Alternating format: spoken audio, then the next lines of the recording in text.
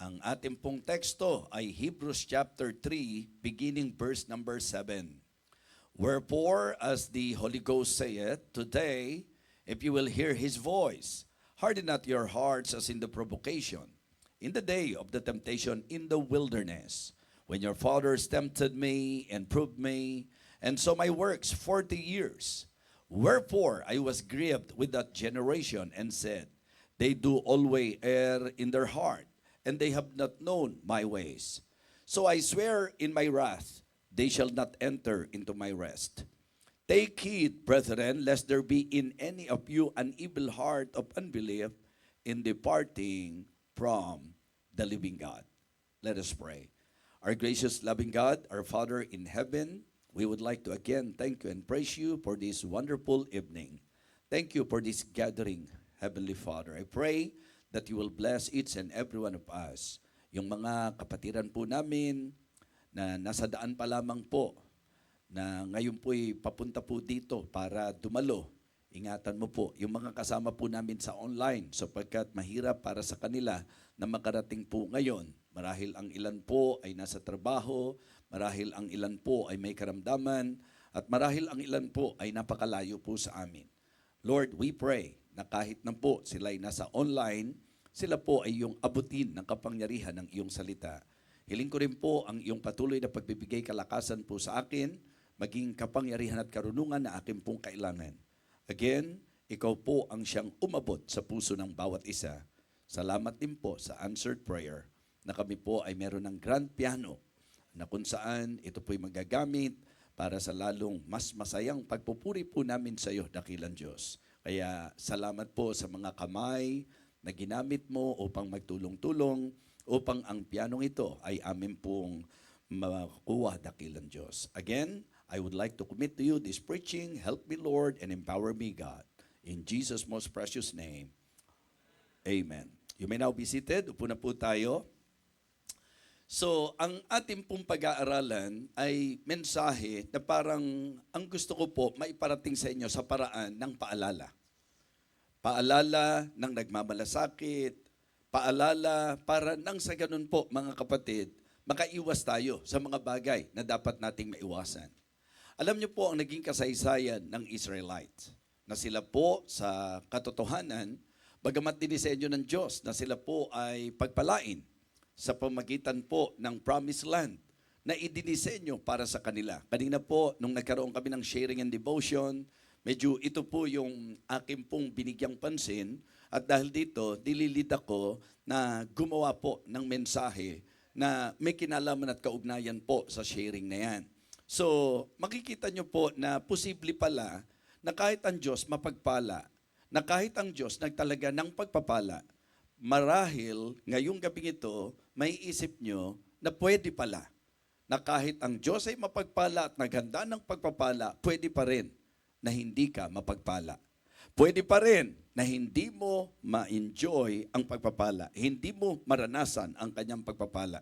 May mga factors kung bakit, at yun po yung dapat nating iwasan. Ngayon, kung mag-uusap po tayo sa mga masasabi nating mga panganib sa buhay, mga kapatid, the greatest danger in the Christian life is not poverty. Hindi po yung kahirapan, okay? Mga kapatid, hindi po yung karamdaman o yung persecution na kung saan talagang ito po ay ating nararanasan. Naniniwala po ako na kung mayroong pinakamatinding panganib sa buhay ng isang Kristiyano, ito po ay ang siya'y magkaroon ng matigas na puso, partikular sa Diyos. Lalo na po sa masasabi nating mensahe ng ating Panginoon. Sapagkat ang puso na kung saan matigas, ang magiging problema po niyan ay ang kanya pong tanggihan, ang pagtutuwid ng Panginoon, na kanya pong i-ignore yung konbiksyon ng Banal na Espiritu, at masasabi nating hindi po sumunod sa kung ano po ang pinagagawa po sa atin. Ang Diyos ay nagsasalita po sa atin sa pamagitan ng kanyang banal na kasulatan, sa pamagitan po ng Bible. And it is very important for us to somehow consider and always remember that na ang Biblia ay salita ng Diyos para sa atin. Iingatan po natin na kapag tayo po ay nagkaroon ng matigas na puso, na ito po'y maging balamig na. na ito po'y maging kalos na at ito po'y maging sarado na. So, mga kapatid, kung meron po na dapat nating pakaiwasan, sapagkat kapag ka ito po ay hindi natin nabigyan ng pansin, ang ibig ko pong sabihin, kapag ka tayo po ay nagkaroon ng matigas na puso, hindi nyo po namamalayan yan. Little by little, nagiging malamig na po tayo, nagiging kalos na po ang heart natin, hanggang sa maging sarado na po tayo sa kung ano po ang dapat bigyang pansin po natin sa buhay natin ayon sa ipinararating ng Panginoon. So, the message that I would like to share with you tonight is the message I entitled, do not harden your heart.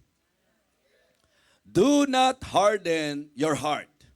Ang mensaheng ito ay magbibigay ng tinatawag nating pansin sa kapasyahan na tayo po ang gagawa. Ang matigas ng puso ng tao, ang katigasan ng puso ng tao ay meron pong kaugnayan sa kapasyahan na atin pong gagawin. Lagi nyo pong tatandaan yan na ang tao sa disenyo ng Panginoon ay mayroon pong free will. Yan po ang maliwanag na itinuturo po ng banal na kasulatan. Mga kapatid, mga minamahal, hindi na po kailangan ng utos kung wala namang free will ang tao.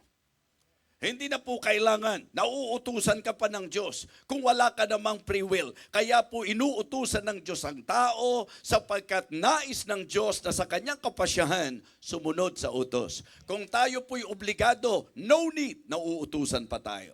Mga kapatid, mga minamahal, ngayong sandaling ito, it is good to somehow learn mula po sa naging kasaysayan ng Israelites that in putting understanding in our text, very clear na yun po ang ginamit na example. Yun po ang na-mention, mga kapatid, ng writer ng book of Hebrews. So again, do not harden your heart. Bakit po? Bakit po, mga kapatid? Sapagkat ang pusong matigas, yan po ay magre-resist sa salita ng Diyos. A hardened heart resist God's words. Mga kapatid, ang sabi ng verse number 8, maliwanag po, verse number 8, harden not your hearts as in the provocation in the day of temptation in the wilderness. Saan po nanggaling ito? Doon po sa malinaw na binanggit ng verse number 7, today, if you will hear His voice. Hindi na po tayo para makarinig pa ng audible voice ng Diyos. Ibig sabihin, from heaven, makakarinig tayo ng tinig talaga, as in literal na tinig. No! Ang Bible na po ang tinig ng Diyos sa atin. Kaya hindi po natin dapat babaliwalain ang preaching. Hindi natin dapat tatanggihan ang mensahe. Hindi natin dapat i-ignore ang pangangaral ng salita ng Diyos. Hindi po natin dapat i-refuse or papagmatigasin ang puso natin sa konbiksyon ng Banal na Espiritu. Hindi po natin dapat tanggihan ang itinuturo ng kanyang salita. Amen? So, dapat magkaroon po tayo ng pusong handang makinig sa tinig ng Diyos. Mga kapatid, sinasabi ko po sa inyo, a hardened heart resists God's words. Siguro magandang example si Pharaoh. Diba? Si Pharaoh, mga kapatid. Sa Exodus, maliwanag po sa atin, every time na nakikita po niya ang kapangyarihan ng Panginoon, makikita niyo po, pinagmamatigas pa rin ni Pharaoh ang kanyang puso. Meron pong mensahe na ipinarating. Meron pong sinabi na kailangan palayain niya ang bayan. Pero pinapagmatigas ni Pharaoh ang kanyang puso.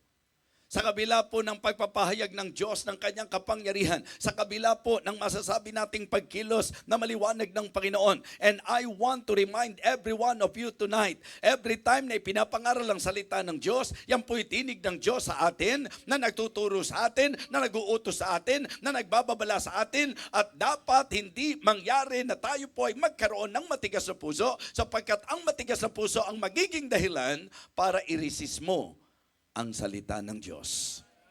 A hardened heart resists God's words, mga kapatid.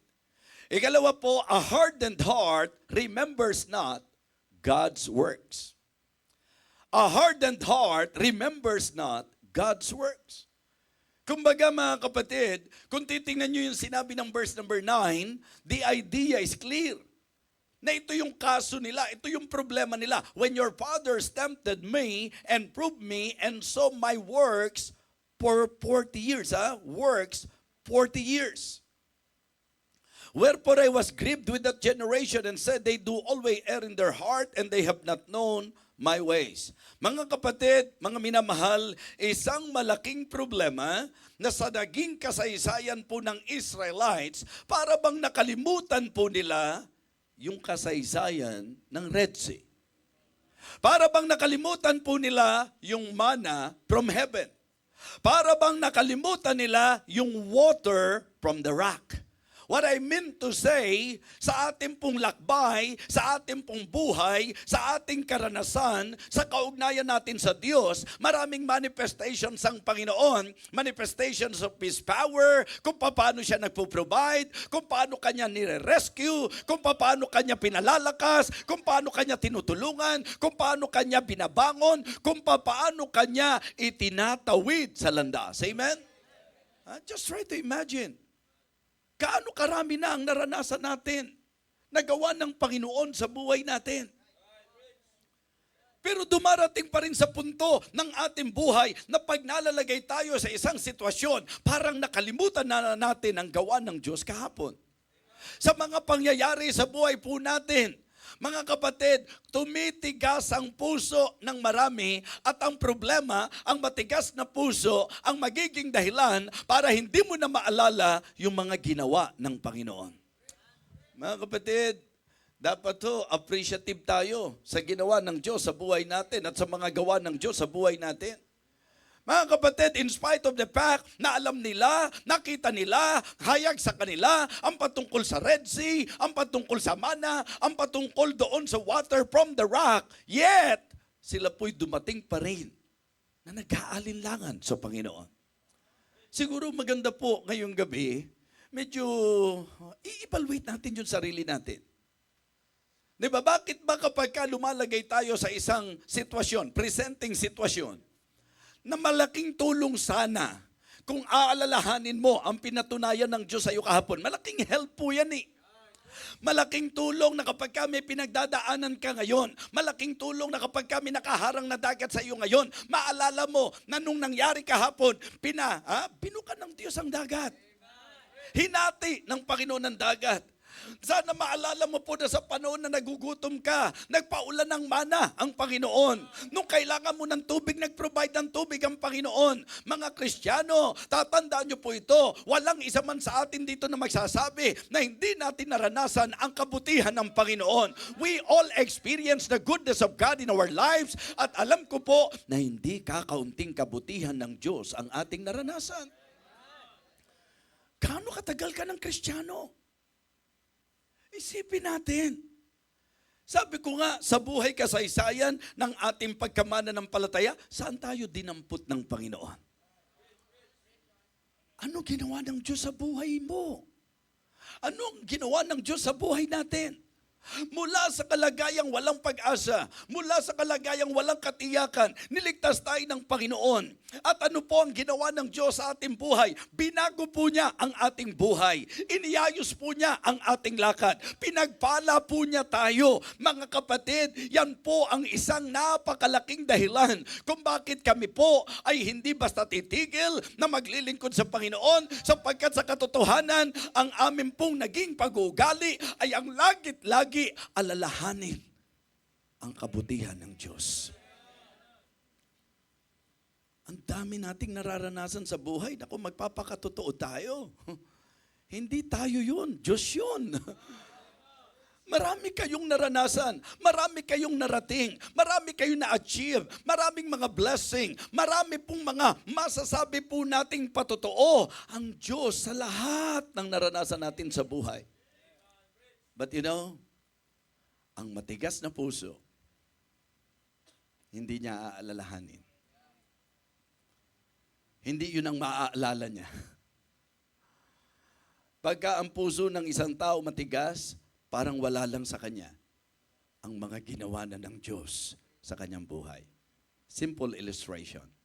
You being you. Ikaw bilang ikaw. Nandun yung heart mo. that you always want to do good sa kaibigan o kung anino pa man.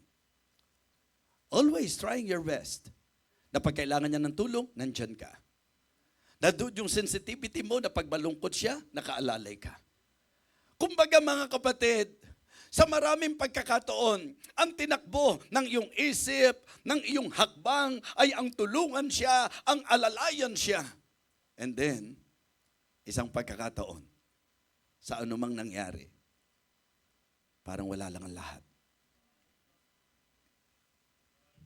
Ano mararamdaman mo? Sa kung kalagayang nagkamali ka, kung sa kalagayan na talagang nakasakit ka, ang tanong, mapapaliwala na ba yung magagandang bagay? Ang Diyos po kailanman di magkakamali sa atin. Ang Diyos po kahit kailan di magkukulang sa atin. Kaya lalong hindi makatwira na limutin mo ang lahat ng kabutihan ng Diyos sa buhay mo. I believe the reason why yung pong psalmist sa kanyang puso talagang nag-uumapaw kasi ang talagang isang bagay na talagang ikinasa niya yung bang bless the Lord, O my soul, and forget not all His benefits. Dahil may problema ka ngayon, di ba? Okay na makalimutan mo yung ginawa ng Diyos sa iyo kahapon.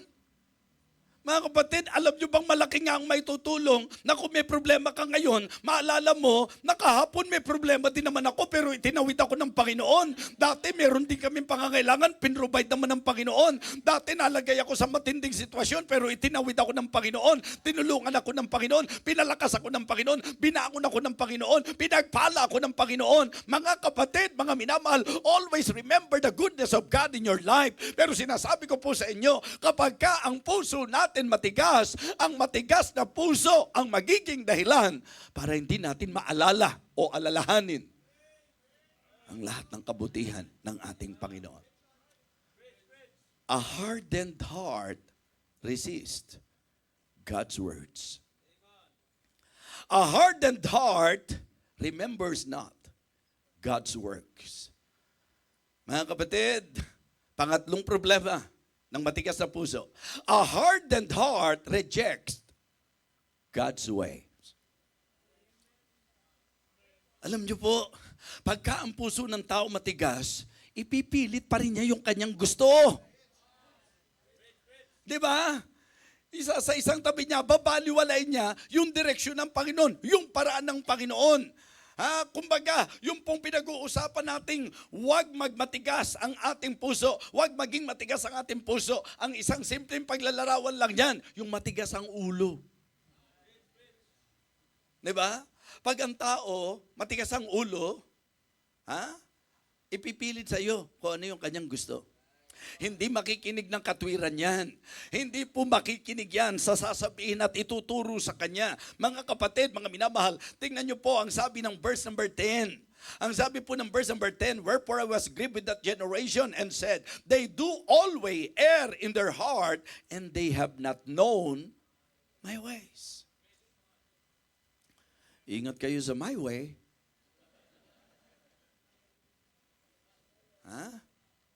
Ingat kayo sa my way. Ang biblical po, there is a way which seemeth right unto a man, but the end thereof are the ways of death. Akala mo lang tama ka, pero hindi po pwedeng mas tama ka kaysa sa Diyos. Akala mo lang mas maganda yung gusto mo, hindi po pwedeng mas gaganda yung gusto mo sa gusto ng Diyos. Kaya wag mong ipipilit sa Diyos yung gusto mo. Wag matigas ang ulo, mga kapatid. Hindi kailanman mali na gumalang tayo sa mga magulang natin. Di ba? Kahit ano pa ang tingin mo sa magulang mo, ang magulang mo yan. Ikaw ay inutusan ng Diyos, igalang mo yan. Kaya mahiya ka kung Kristiyano ka. Tapos kung makasagot ka sa magulang mo,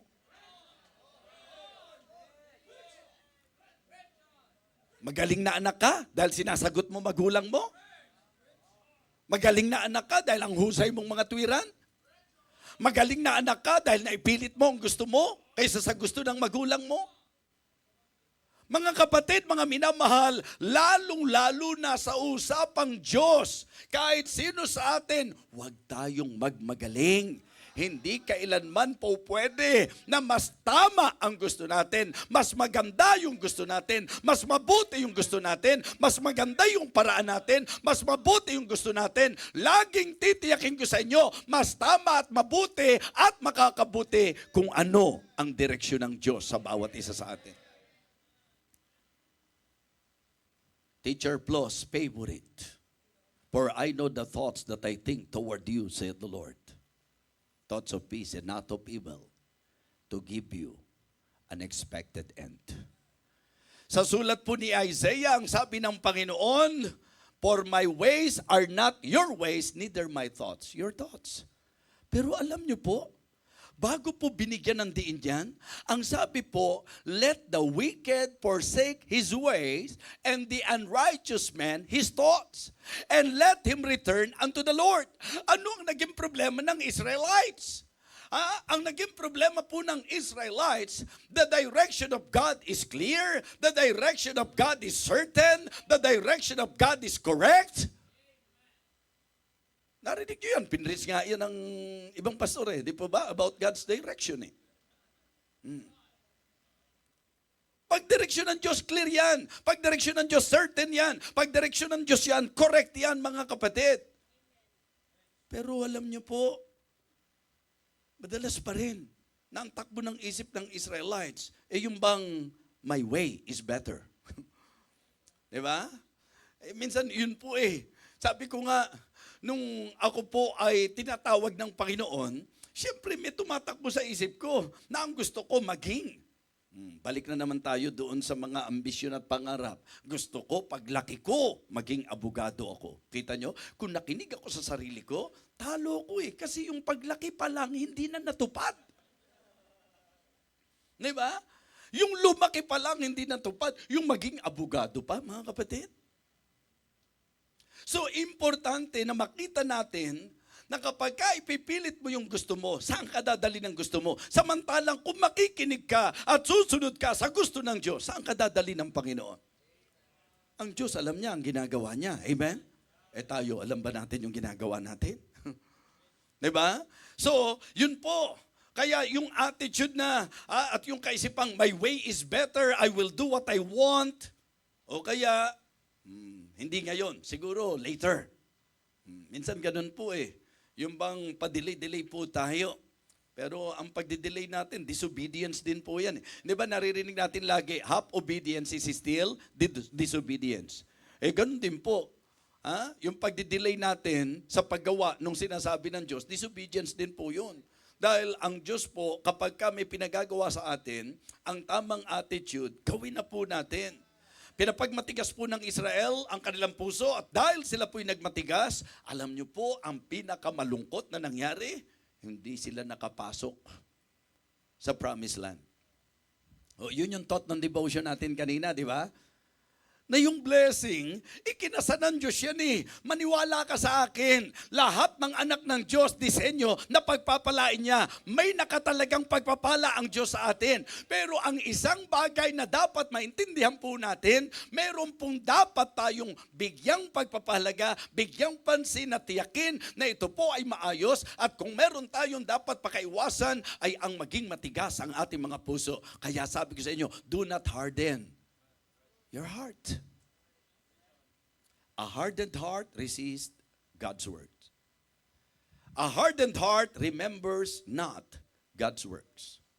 A hardened heart, mga kapatid, rejects God's way. Kaya po, yun po yung babala, yun po yung warning. So kapag ka sinabi natin, kasi gustong-gusto ko po yung sinabi ng verse number 7 Wherefore, as the Holy Ghost saith, today if ye will hear His voice, harden not your hearts. Ano kaya ang ibig sabihin nito? Do not harden your heart. It means, hear God's words. Hear God's words. Pakinggan natin ang salita ng Diyos. Pangalawa, honor God's words. Igalang natin yung salita ng Panginoon. Pangatlo, heed God's words. Diba?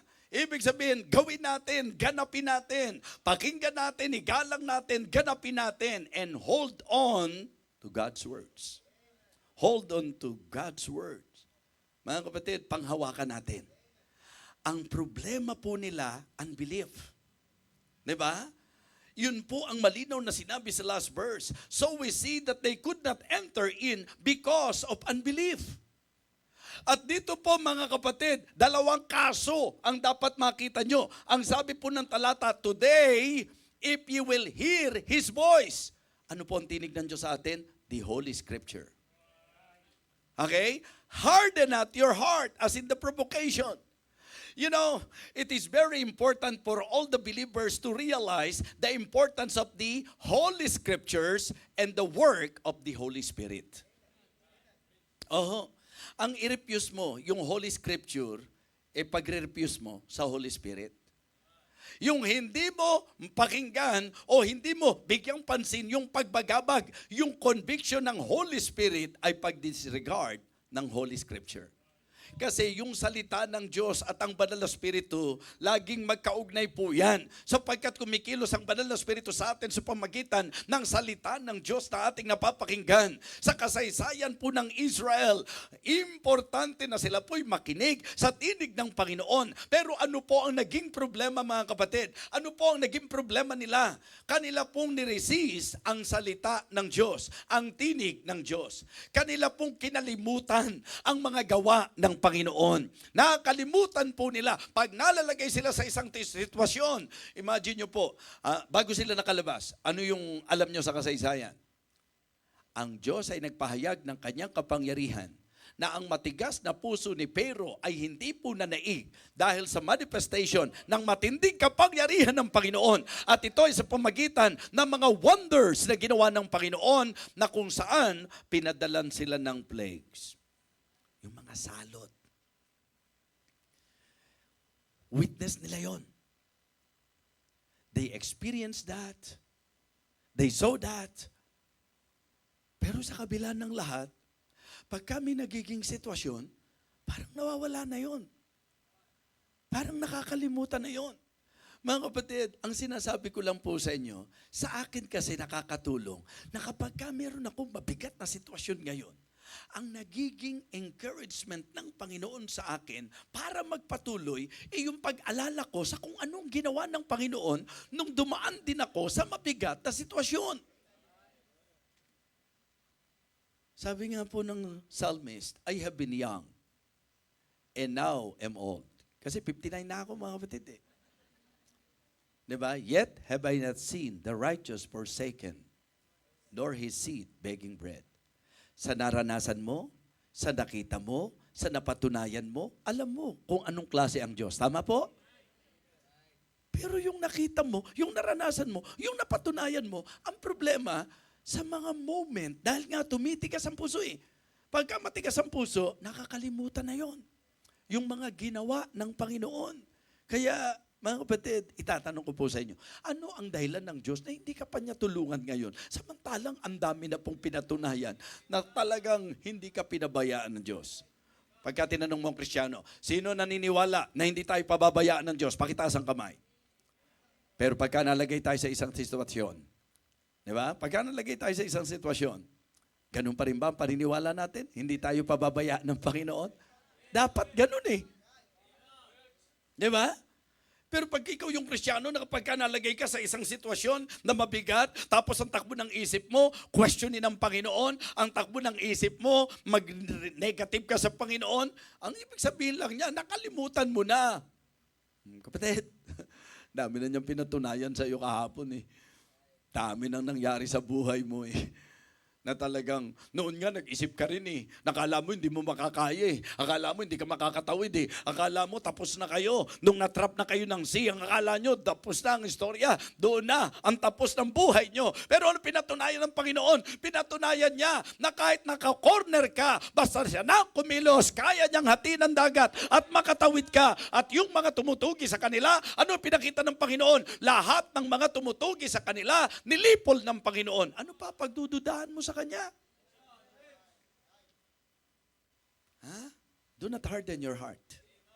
Hear God's words. Honor God's words. Heed God's words. And hold on to God's word. Do not harden your heart. Let us all stand up, please.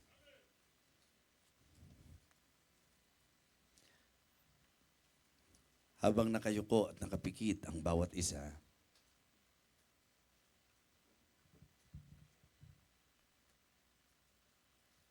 ang pangangaral ay isang kaparaanan na dinisenyo ng Diyos upang tayo po ay kausapin, upang tayo po ay turuan, upang tayo po ay paalalahanan, upang tayo po ay sansalain, upang tayo po ay sawayin. Ang salita ng Diyos, ang tinig ng Diyos, ay hindi natin dapat tanggihan at sawayin. Ang mga gawa ng Diyos ay hindi natin dapat kalimutan. At ang direksyon at ang daan ng Diyos ang siyang dapat nating sundin at tahakin sa ating buhay. Do not harden your hearts. Paalala lang po, malinaw na para sa kanila ang pagpapala, para sa kanila ang promised land. Pero dahil nagmatigas ang kanilang puso, na naging dahilan para hindi nila pakinggan ang tinig ng Diyos, na naging dahilan para limutin nila ang gawa ng Diyos, na naging dahilan upang hindi nila sundin ang paraan ng Diyos. Ang pagpapala na dapat sana'y para sa kanila ay hindi nila na-enjoy. Ikaw mismo patunay na sa pagsunod mo sa Diyos, sa pakikinig mo sa Kanyang salita, sa pagsunod mo sa Kanyang kalooban, doon mo na-enjoy ang pagpapala. Maling-mali po tayo na kapag nalalagay tayo sa problema, sa sitwasyon, yung kakalimutan natin, yung pinatunayan ng Diyos sa atin, sa marami nating kalagayan at karanasan. If the message of God is clear to you tonight, and if the Holy Spirit is convicting you, I believe the right thing to do is to humble ourselves before the Lord and to express our hearts and to tell God, Lord, I really need this message. Thank you for reminding me. Thank you even for rebuking me tonight. The message is true. The Word of God is right. I realize that it is not good for me na hindi ko pakinggan ang tinig ng Diyos, na hindi ko sundin ang Kanyang daan, kalooban sa aking buhay. Wala po tayong maayos na mararating sa buhay na ito kung tayo po ay magpipilit ng ating sariling gusto. At dapat ma-realize natin na marami ng pagkakataon na nung pinilit natin ang ating gusto, saan tayo dinala? So by faith, we need to obey the voice of God. We need to obey the direction of God. We need to consider the works of God. Sige po.